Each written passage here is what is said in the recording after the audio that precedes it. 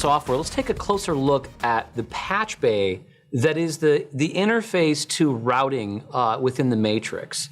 If we take a look here, you can see that the inputs and the outputs show up. So those reflect the hardware that are populated into the unit. Now, the top level, I can actually see a thumbnail representation of the patching, and when I click, it's going to explode to show me more detail about those particular connected patches. Now let's take a look at the I/O that's in this particular interface. You can see I've got an A to D card installed, and that is either line level or mic pre inputs and 8 channels, and you can see those are actually labeled here. Now I also have indication of the sample rate lock and the clock status on all those inputs and all those outputs. Now below the A to D, I have AES EBU, and we talked about 16 channels of AES on the back of the chassis, which I can patch and route.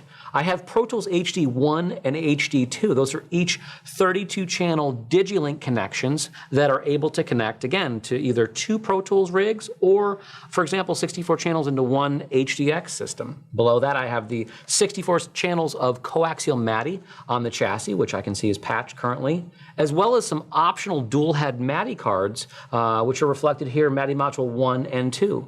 Lastly, the Dante audio option is installed, and that's allowing me to patch anything over the Dante network, either from applications on my laptop here or anything that I have in the studio, including some of the RedNet stuff that we talked about earlier. Now, if we take a closer look at the patches, I can see not only the sample rate status, but also full PPM metering on all of the inputs and all the outputs on whatever I click on. So right now, on the input tab, I'm looking at Dante IP audio, and then if we want to go up to, let's say, Pro Tools HD2, now I'm looking at HD2 as the destination. So let's just do a simple patch here and show you how to connect some routing. So I'm going to take the line level or mic pre-level inputs, the A to D, and I'm going to click on that. We're going to route that to Pro Tools. So simply go A to D as the input, Pro Tools HD1, which is our HD native system, as the output, and I can simply come up here and click and make a one-to-one patch